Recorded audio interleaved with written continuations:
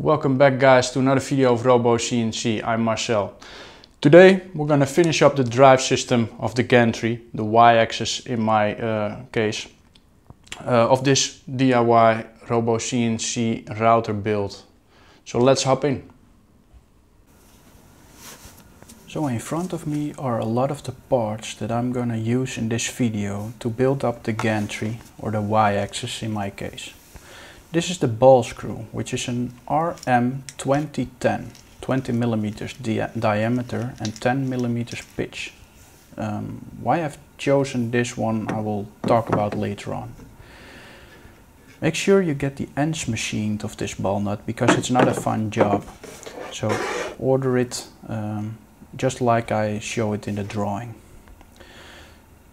This side will house the loose type bearing, BK15. This loose bearing will allow some expansion when the ball nut gets warm. We'll have to machine this ball nut bracket. I've machined this myself, but of course I also supplied the drawings for if you want to let somebody else do it for you, for instance. Just an aluminum bracket that will translate this motion to the z-axis.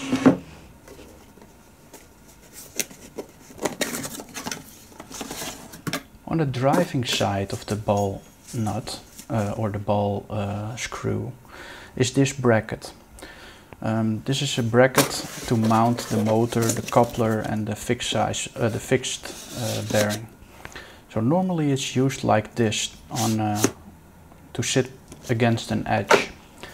Since I want to use it flush on top of the gantry, I machined this block of aluminum, which is basically just a spacer.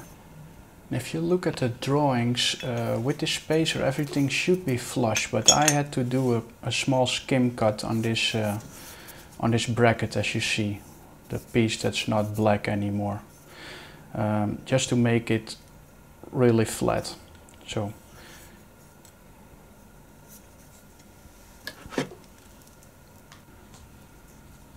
a 4 Nm stepper motor, NEMA 34, can be mounted against this bracket, which again also is flush.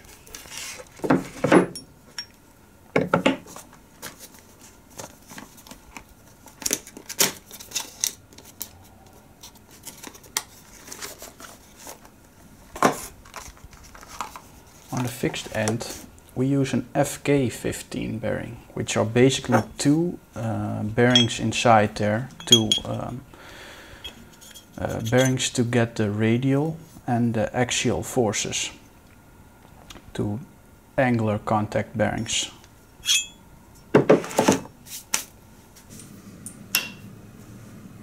So now we're going to mount the BK15, the loose side bearing. As you see, the gantry side has a small stick out, and now you know why. This is to house this bearing. What is a loose bearing? Well, the ball screw can get warm while using the machine, and when it gets warm it can expand slightly. So what you do not want to do is fix the ball screw on both sides, because you cannot expand it anymore, and this bearing will allow for this expansion, and you will see shortly. So this is the ball nut bracket I machined from a piece of aluminum, and this is where the rotations of the ball nut, the ball screw, will be translated to a linear motion. I used 2 bolts in 2 bolt holes, but in the new drawings this has become a slot instead of 2 holes. The reason for that is to eliminate alignment problems due to Z height. Well, just use the newest drawings and you will be fine. Do not fix these bolts just yet, just hand tighten them.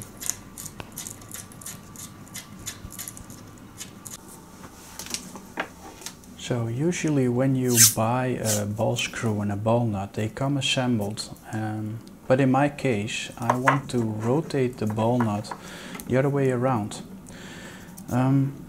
Taking the ball nut off would normally result in all the balls falling out, and well, reassembling it will not be a fun job to do. So to prevent all the balls from falling out while I take this nut off, I tape the end, the machined end of this ball screw. And basically I tape it to the, well, close to the minor diameter of the pitch, which is about 16 millimeters and in this case.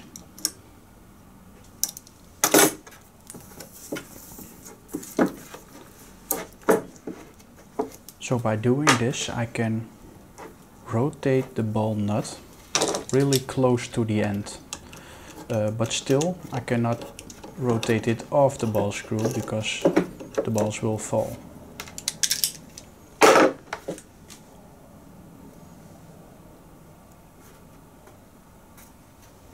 So on the lathe I made a small piece of aluminum, again in the minor diameter of the pitch, or 16 millimeters in this case. So by holding it to the end and keeping a slight pressure, I can now rotate the ball nut left on the machined piece while it retains all its internal components, the balls.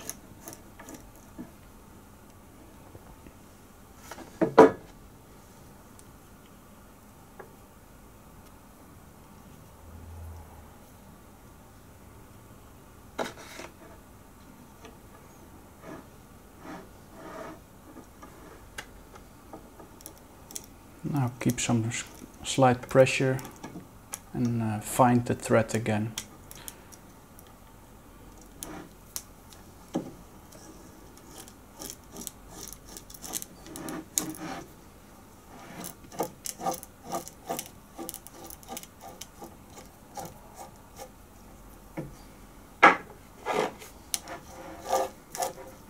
So that's the trick.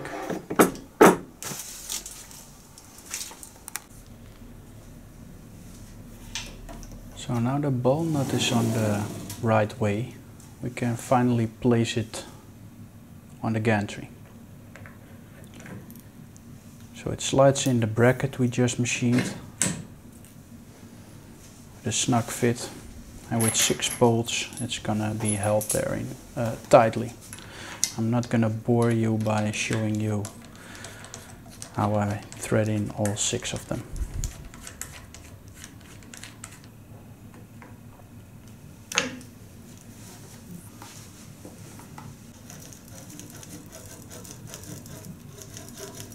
Next we're gonna mate the ball screw and the loose bearing. And again, this is a tight fit.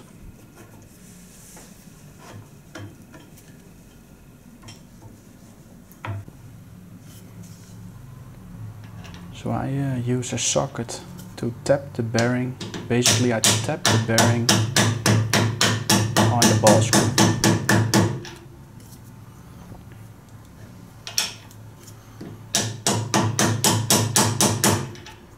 And I think you also saw that the bearing moved inside its housing, like here.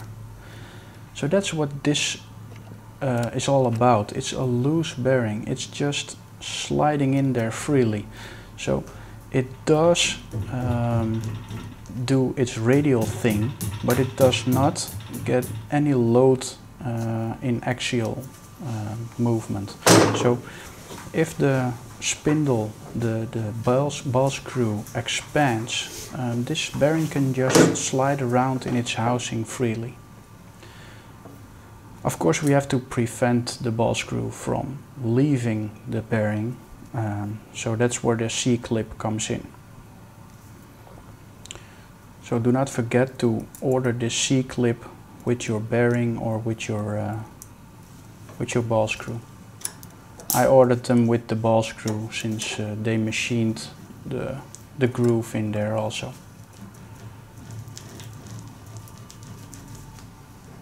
Lovely. So on the other side of the ball screw we're going to use this bearing, which is the FK15 style. so the fixed one. On this side we're going to remove this bushing since we do not need it, as the ball screw's major diameter can fit in here.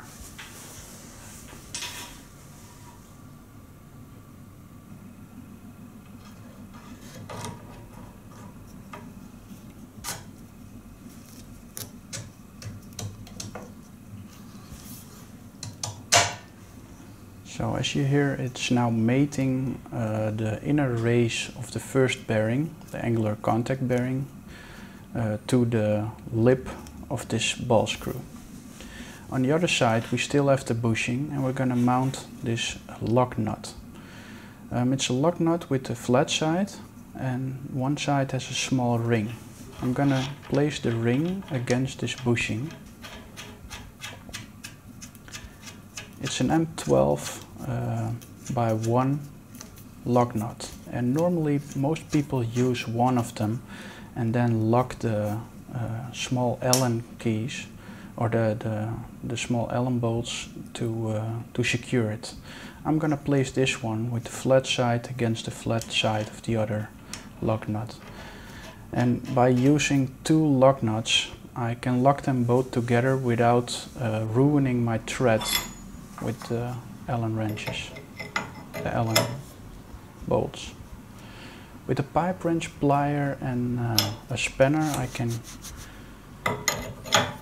apply some force to this bearing and lock it in place.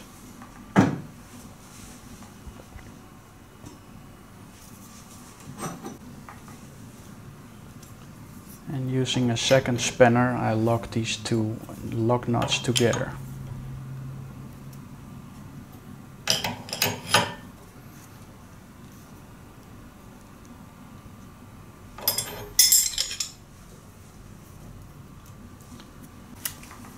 So I do tighten the Z screws, or just a little bit, hand tighten them just so I don't lose them, but don't over tighten them because really you're gonna ruin the threads, the M12 threads down there. So don't forget to order 2 lock nuts. So the next thing is the coupler. I use this zero-backlash coupler from Damen CNC. It's the same one I've used in my BF20 setup, and I really like these couplers. They're really sturdy, strong, and indeed zero backlash.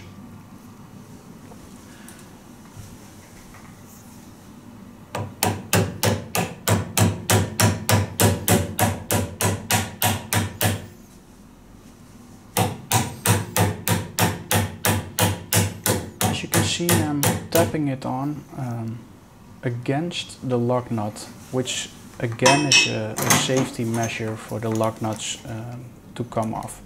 Well, really nothing is coming off in this setup, I guess.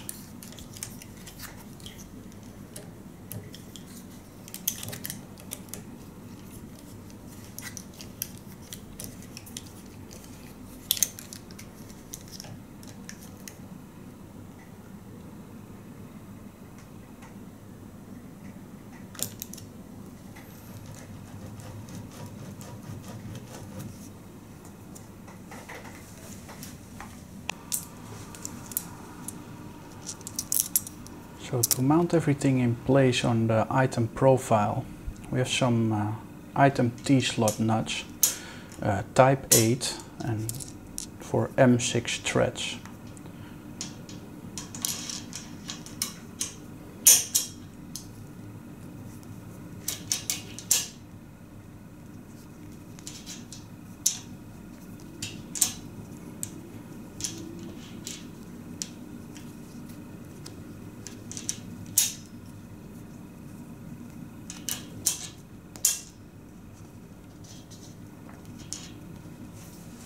So the first thing to place will be the MBA spacer, this one, which we machined out of a solid piece of aluminum.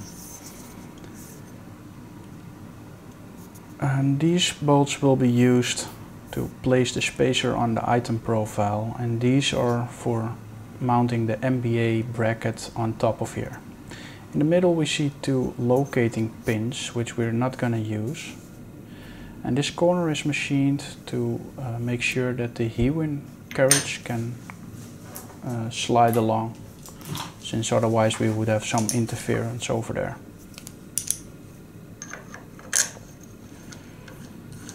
So first we bolt it on top of the item profile, but just a loose fit. We still need to slide this around.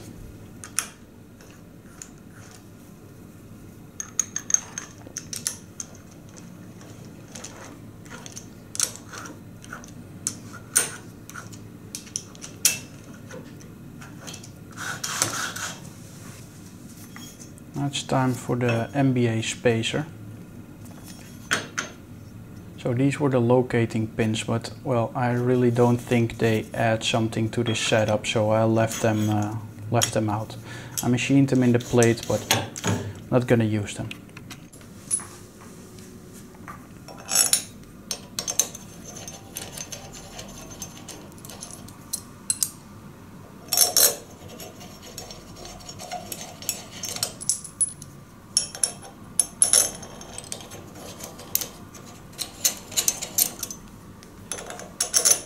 From this angle you can see why we use this spacer, so we can flush mount this on top of the aluminum item profile. The bolts we're tightening now can be tightened all the way. No need to slide them around anymore, so just tighten them in a crosswise motion.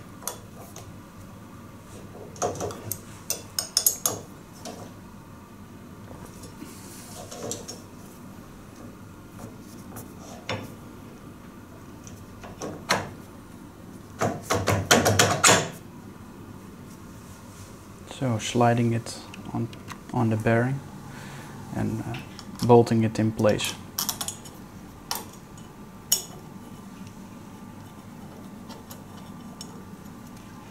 I really like this this setup like so.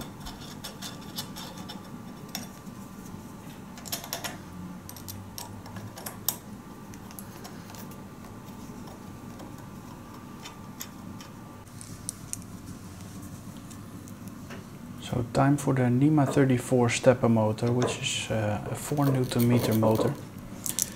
In my case it's one with a 10 mm shaft, but make sure you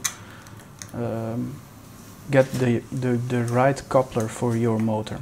I had a 12 to 10 mm coupler, but maybe you need 12 to 12 mm. Make sure to check that.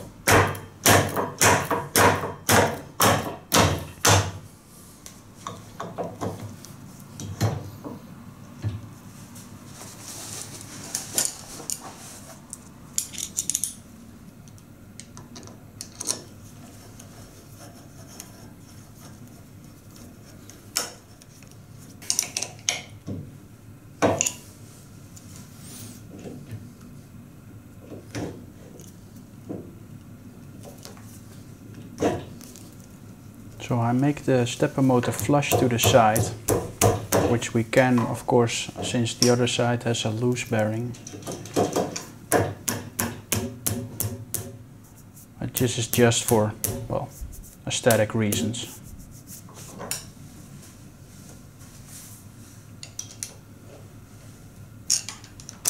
I hadn't tightened the bolts, so still not really over tightening them.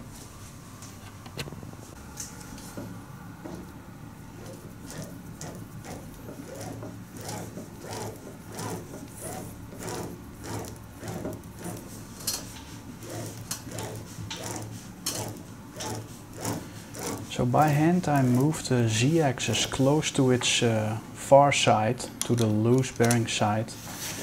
And it's now that I will tighten the bolts that connect this bracket, the ball nut bracket, to the Z-axis. If you're following this build and you're building it yourself, you have a slot instead of two holes. So it's now that we can tighten this in the right alignment.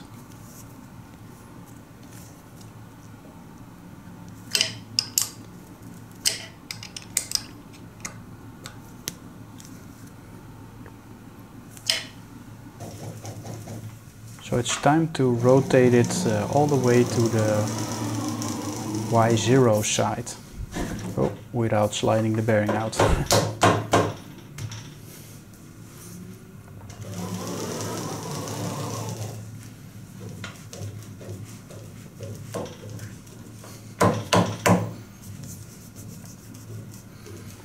And again on this side I use the Z-axis to make sure that the alignment of this ball screw is correct. That's why I get the Z-axis all to this 0 side before I tighten the bolts of the MBA bracket.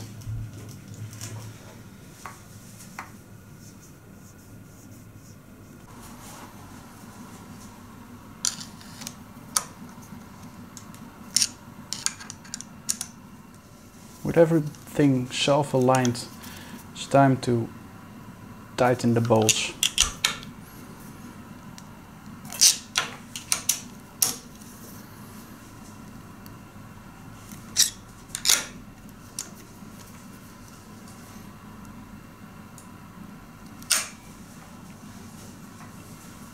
And we're close to done.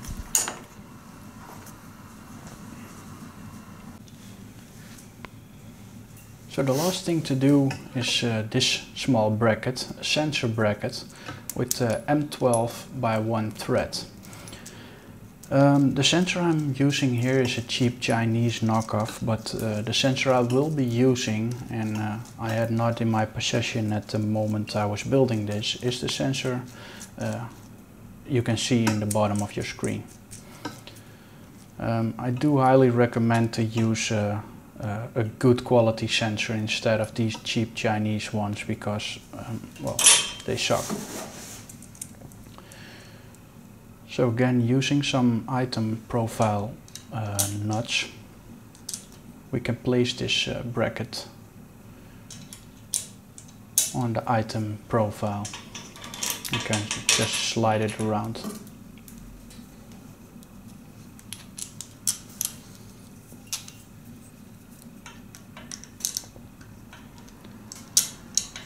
Basically what this sensor will do is tell us when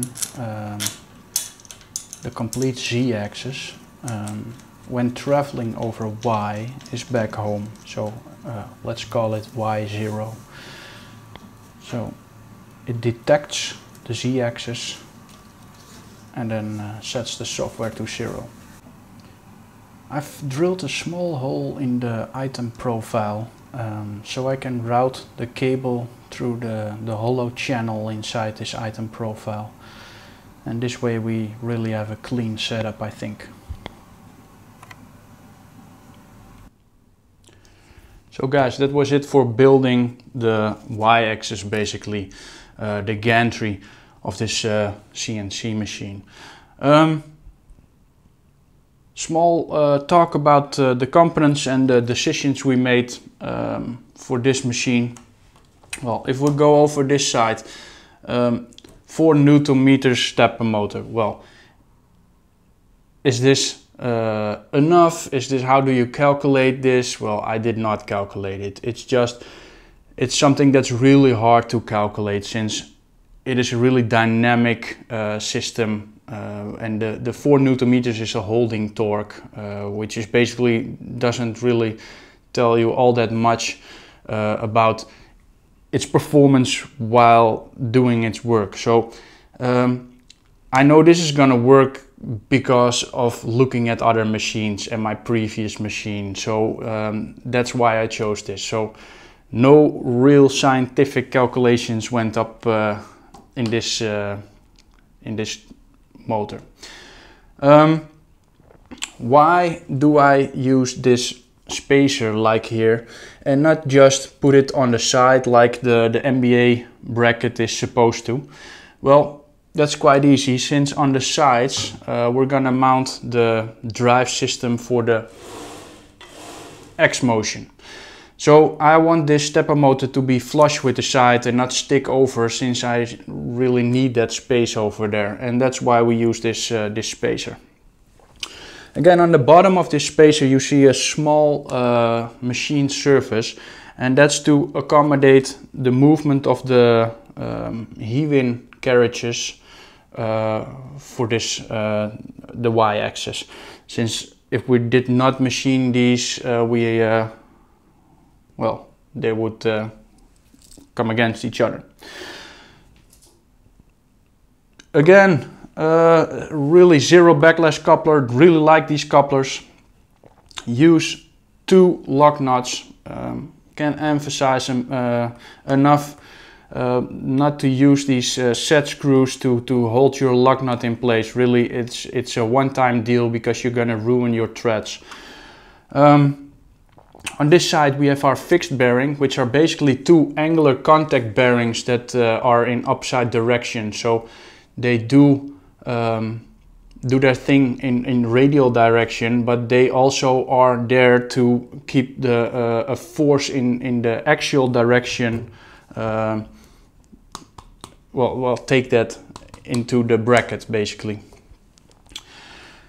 On this side, the loose bearing, so the bearing can shift inside its housing, and it's really something you see a lot in different builds, that they use fixed bearings on both sides. I'm even the same in my first machine, was also a mistake.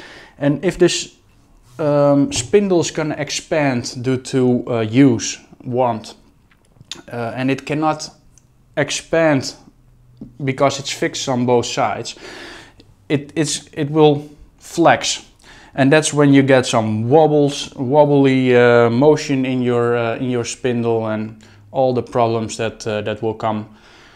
So make sure to have one side a loose bearing.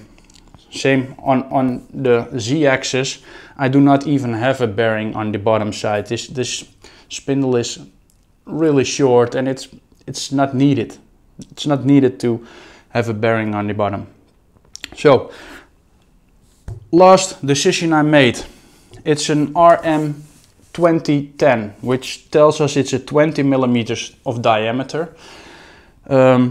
Why choose 20 millimeters? Well, it's 16 is the one below that, and I think 12 is even the smaller one, and you have 25, etc.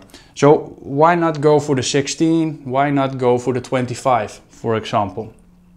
Well, basically you want the smallest diameter you can go with, and that may sound strange, but really there's a lot of mass in this spindle, and when making it bigger and bigger, of course it's gonna be more sturdy, but since it's a lot of mass, the inertia will raise really high, and inertia is something we want to try to minimize, and basically it will really affect your acceleration of the spindle.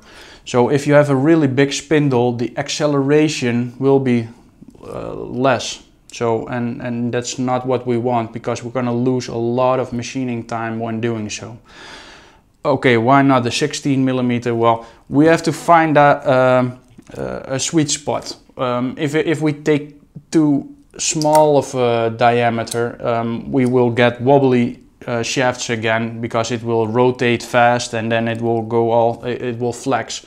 So we're in the middle with our 20 millimeters, and I think we're gonna be fine with that. Okay, then RM2010 means it has a 10 millimeter pitch. So for every revolution this spindle makes, the z-axis or the spindle will move 10 millimeters linear. That's not one you see a lot. Most of the times you see the 5 millimeters. And basically I reduced the amount of torque I can set on my spindle, and I increased the speed. Maximum speed, most videos you see online in building routers are talking about my machine can run 16 meters a minute. Well, great. I really don't care the maximum speed of this spindle, because when am I gonna use 60 meters a minute? It's the material that's gonna decide the speed. It's the end mill that's gonna decide the maximum speed through the material.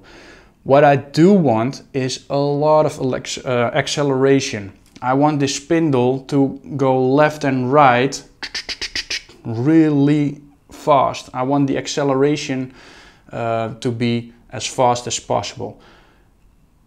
Especially when doing 3D machining with a really small end mill, a ball nose end mill for instance, and it's going from left to right, it's that speed you want to maximize.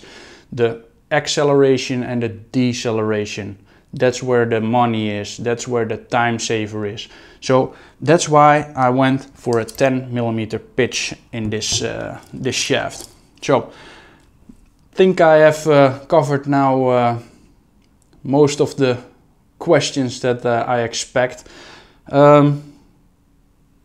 If not, shoot them down below. If you liked the video, please hit the thumbs up button, share it with your friends or whatever, with your non-friends. Hit the subscribe button if you're not yet subscribed, and hope to see you in the next video. Next video will probably be this motion. Thanks for watching.